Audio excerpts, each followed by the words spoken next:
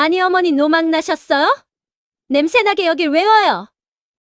아니, 어머니 노망 나셨어요.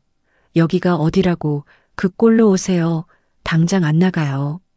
아, 내 드레스 이거 얼마짜린 줄 알기나 해. 냄새 나니까 저리 좀 꺼지라고요. 경비 불러 당장 이 할망구 끌어내. 잠깐, 최지은 씨 지금 우리 회장님한테 와인을 부은 겁니까? 회장님이라니요. 이 냄새나는 노인네가 무슨 회장님이에요. 눈이 삐었어요. 이 명함을 보고도 그런 소리가 나오나 봅시다. 이게 대체 무슨 일일까요? 천한 시어머니라고 무시하며 와인까지 끼얹은 며느리와 그 앞에서 고개를 숙이는 재벌 회장님들의 정체, 지금부터 그 기막힌 사연 속으로 들어가 봅니다. 사연 시작 전 구독과 좋아요를 눌러주시고 어디서 듣고 계신지 댓글 남겨주시면 그곳으로 행운이 가득 깃들기를 기도하겠습니다. 오늘의 사연 시작합니다. 서울의 날씨는 뼛속까지 시릴 정도로 차가웠지만 화려한 조명이 감싸는 강남의 한 특급 호텔 연회장은 그야말로 딴 세상을 방불케 했습니다. 말수는 호텔 로비 회전문을 멍하니 바라보고 있었습니다. 다 낡아 빠진 등산 조끼에 무릎 나온 헐렁한 몸빼 바지, 그리고 한 손에 들린 검은 비닐봉지는 이곳에 번쩍이는 대리석 바닥과는 전혀 어울리지 않는 차림새였습니다. 지나가는 사람들이 코를 막으며 말순을 힐끔거렸지만 말순의 눈은 오직 호텔 2층 연회장을 향해 있었습니다. 오늘이 바로 며느리 지은의 32번째 생일이었기 때문입니다. 말순의 인생은 참으로 파란만장했습니다. 23 꽃다운 나이에 시집와서 남편이라고 있는 양반은 평생 한량으로 살다 일찍 세상을 떴습니다. 남겨진 건 빚더미와 젖먹이 아들 민호뿐이었습니다. 남의 집 식모살이부터 시장통에서 생선 대가리를 치고 새벽에는 건물 계단 청소를 하며 악착같이 돈을 모았습니다. 그때부터 말수는 안 해본 일이 없었습니다. 손가락 마디마디가 굵어지고 허리가 굽어갈수록 통장의 숫자는 늘어갔지만 말수는 자신을 위해 옷 한 벌 사입는 것조차 아까워했습니다. 사람들은 그런 말순을 보고 억척스럽다 혀를 찼지만 말순에게는 꿈이 있었습니다. 내 자식만큼은 보란 듯이 키우겠다. 그리고 언젠가는 나를 무시하던 이 세상에 보란 듯이 성공해 보이겠다. 그 일념 하나로 허리띠를 졸라매고 또 졸라맸습니다. 지성이면 감천이라 했던가 말순이 10년 넘게 모은 쌈짓돈으로 서울 변두리 자갈밭을 샀는데 그곳이 개발되면서 천지개벽이 일어났습니다. 땅값은 천정부지로 치솟았고 말순은 그 돈을 허투루 쓰지 않고 다시 건물을 올리고 투자를 거듭했습니다. 그렇게 30년이 흐른 지금 말수는 강남의 네로라 하는 빌딩 서너 채를 가진 자산가치 700억 원의 알부자가 되어 있었습니다. 하지만 말수는 자신의 재력을 세상에 드러내지 않았습니다. 돈 냄새를 맡고 몰려드는 날파리들이 싫어서였고 무엇보다 자식 농사를 망칠까 두려워서였습니다. 유학 간 아들 민호에게도 그저 시장에서 장사해서 먹고 살 만하다 정도로만 둘러댔습니다.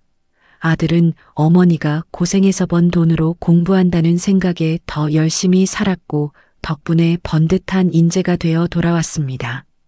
문제는 며느리 지은이었습니다.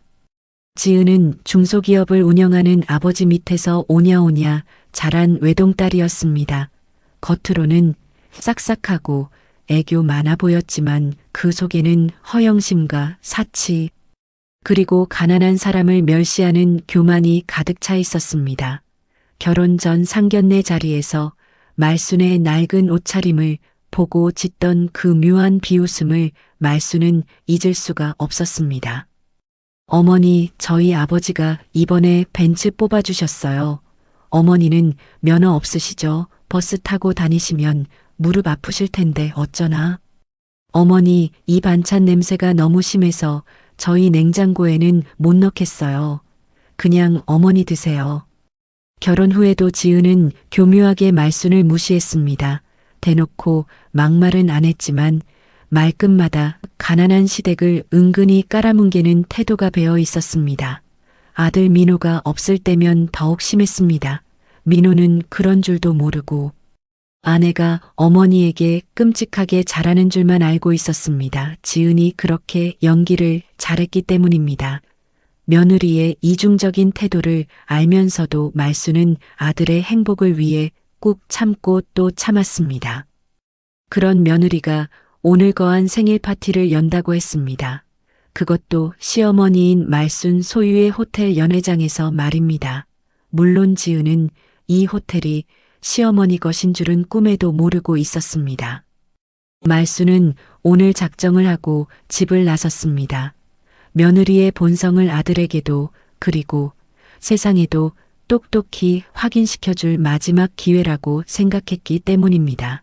평소 즐겨 입던 시장표 몸빼 바지를 꺼내 입고 며느리가 제일 싫어하는 검은 비닐봉지에 아침부터 끓인 미역국과 잡채를 담았습니다.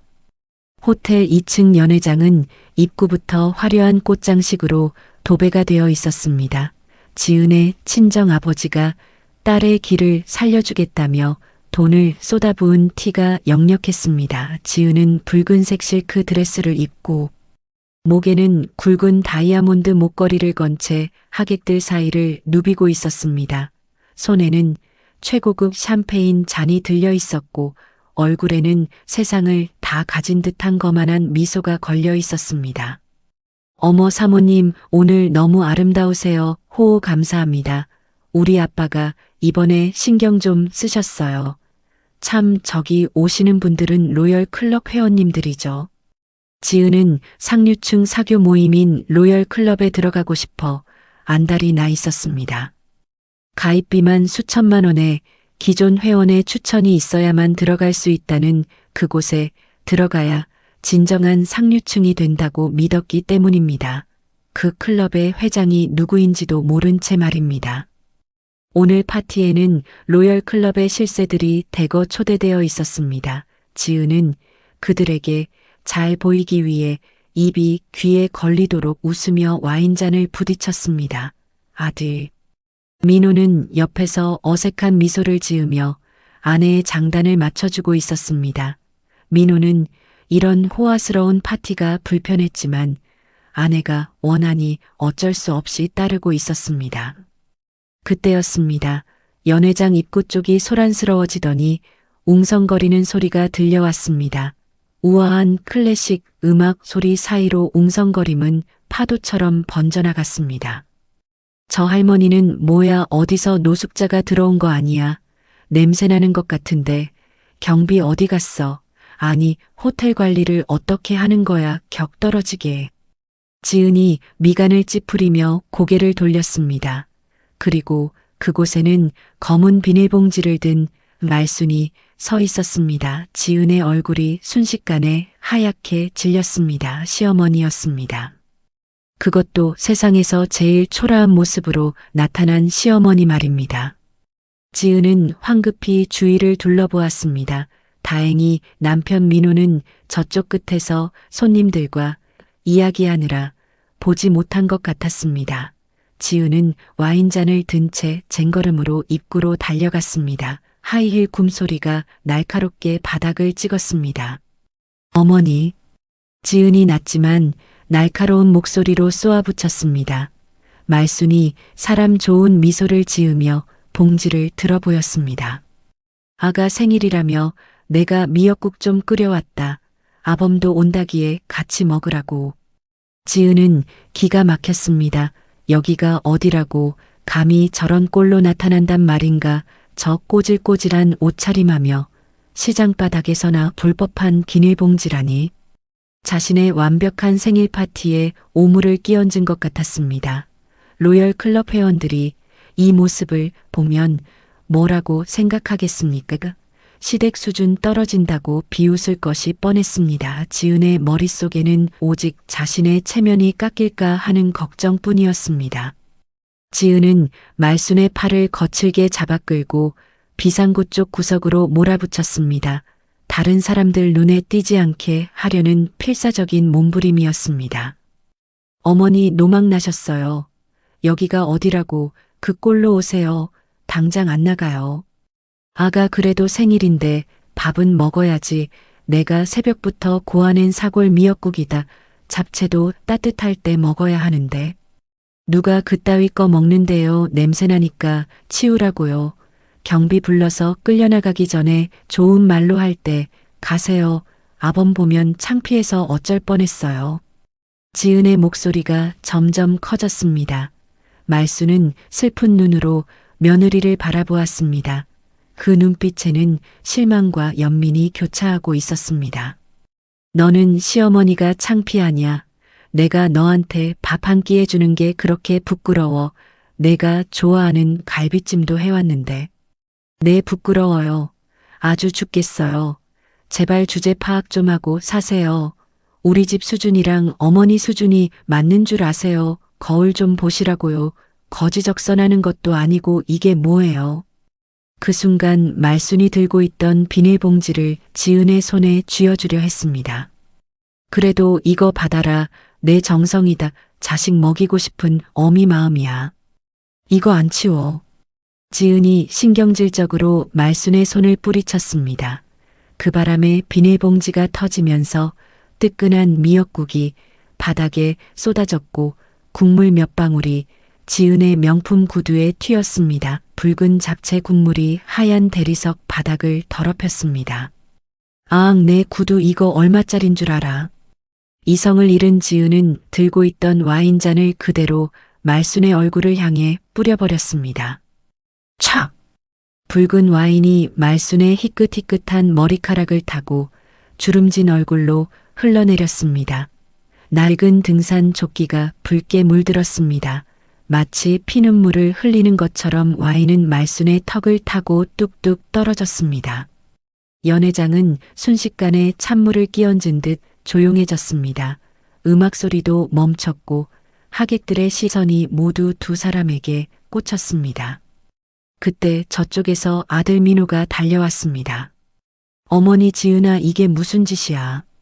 민호가 사색이 되어 어머니를 부축하려 했습니다. 하지만 지은은 뻔뻔하게 고개를 쳐들었습니다. 민호 씨, 당신 어머니가 먼저 내 기분을 망쳤잖아. 내 생일날 이게 무슨 행패야. 냄새나서 견딜 수가 있어야지. 민호는 믿을 수 없다는 듯 아내를 쳐다보았습니다. 자기가 알던 천사 같은 아내의 모습은 온데간데 없고 악귀 같은 형상만이 서 있었습니다.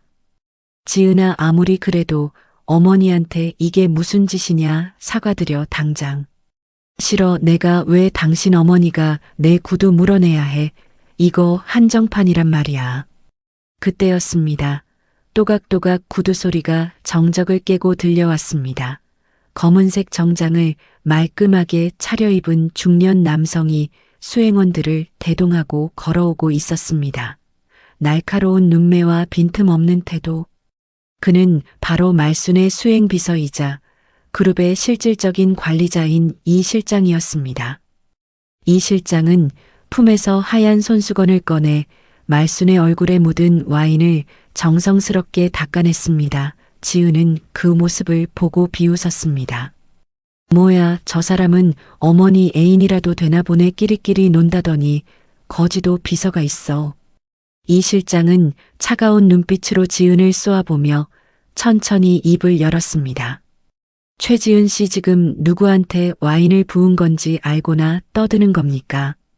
누구긴 누구야. 냄새나는 우리 시어머니지. 당신은 뭔데 남의 집안일에 참견이야. 이 실장은 품 안에서 명함 한 장을 꺼내 지은의 눈앞에 들이밀었습니다. 명함에는 금박으로 선명하게 이렇게 적혀 있었습니다. MJ 부동산 그룹 회장 김말순. 지은은 멍하니 명함을 바라보았습니다. MJ 부동산 그룹이라면 대한민국 알짜배기 땅과 건물은 다 가지고 있다는 전설적인 기업이었습니다. 지은의 아버지가 공장 부지, 임대료 문제로 쩔쩔매며 한 번만 만나 뵙기를 고대하던 바로 그 회장님이었습니다. 이게 무슨... 이 실장이 비릿한 웃음을 흘리며 말했습니다. 우리 회장님이 아니 시어머니께서 며느리 생일이라고 서프라이즈 이벤트를 준비하셨는데 며느리 인성이 이 정도일 줄은 몰랐군요. 연회장은 술렁이기 시작했습니다. 하객들 사이에서 수군거리는 소리가 터져 나왔습니다. 며느리 지은은 떨리는 손으로 명함을 쥔 채 시어머니를 올려다보았습니다. 말순의 젖은 얼굴 뒤로 서늘한 기운이 감돌았습니다.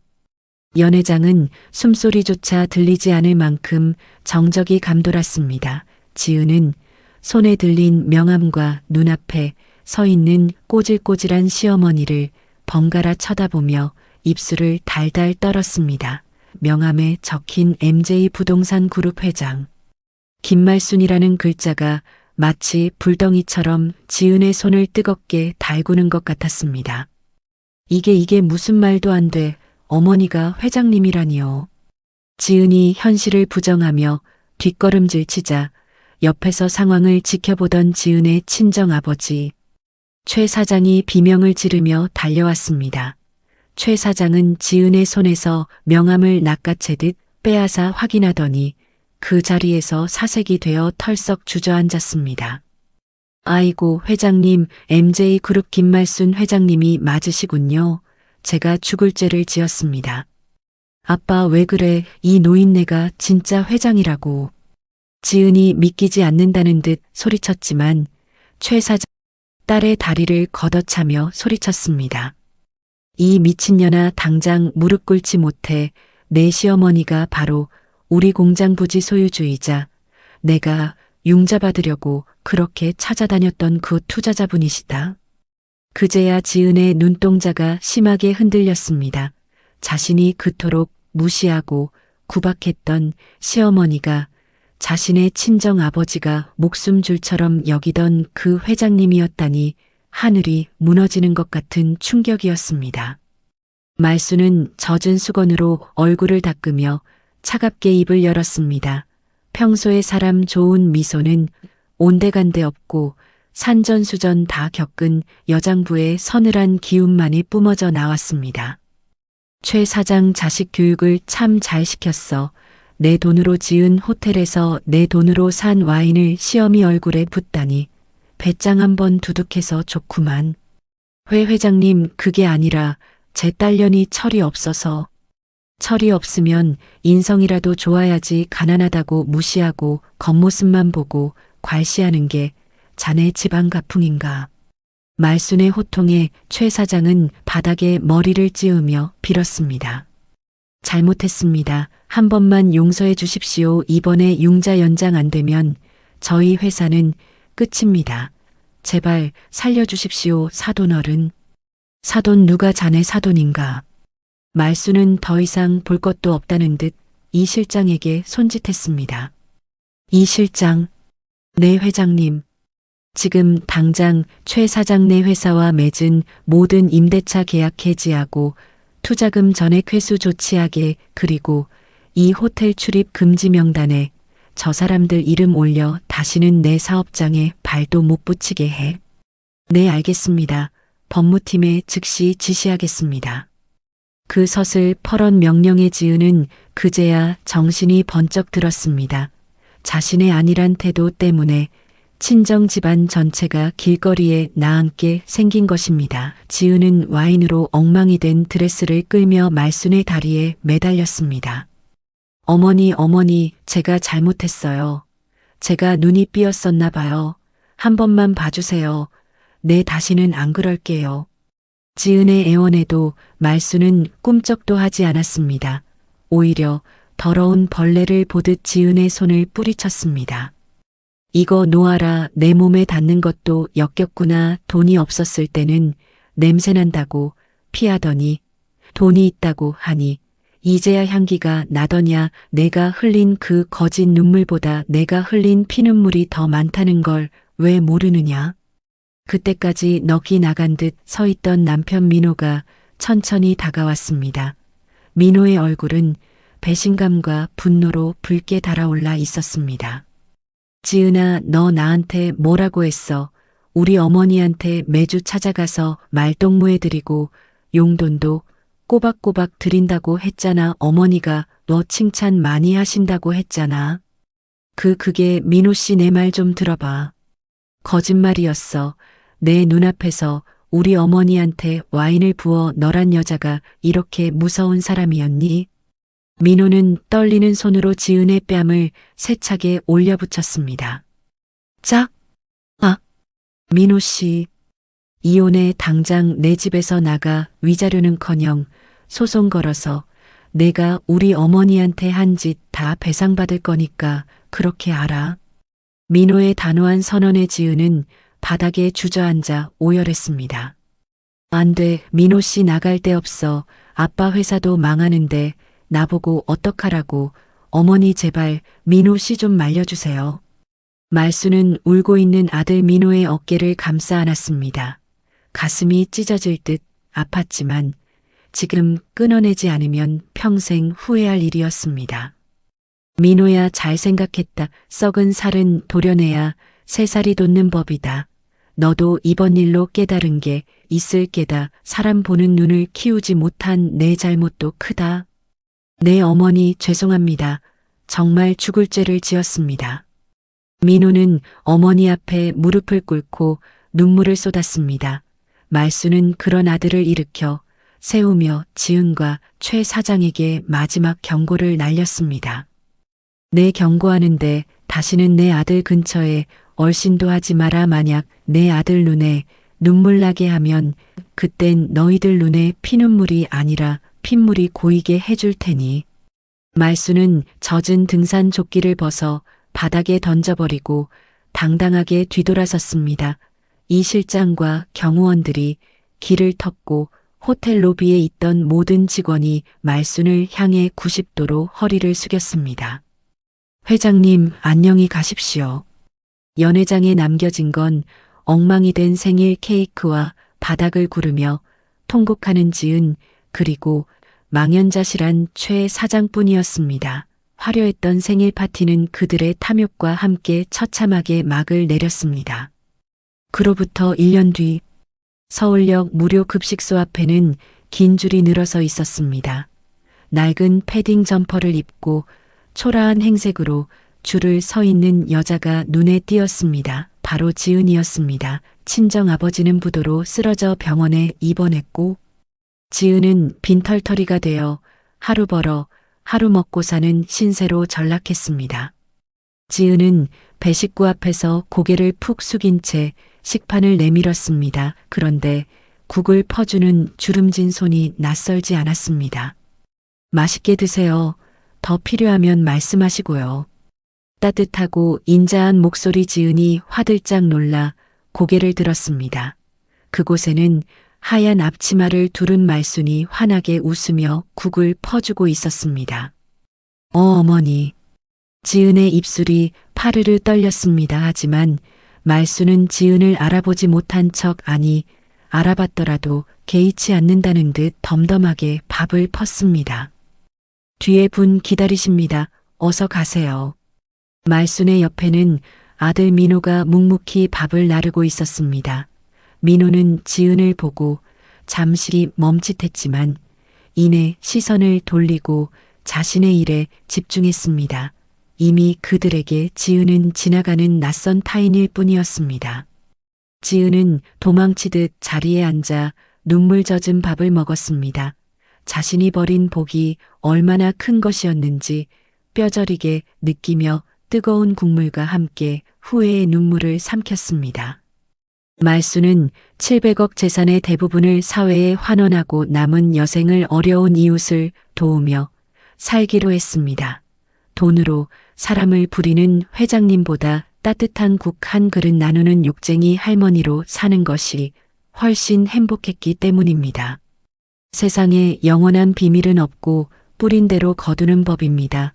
부모에게 효도하고 사람을 귀하게 여기는 마음, 그것이 바로 700억보다 더 값진 유산 아닐까요? 오늘의 사연은 여기까지입니다. 재미있으셨다면 구독과 좋아요 부탁드립니다. 영상 제작에 큰 힘이 됩니다.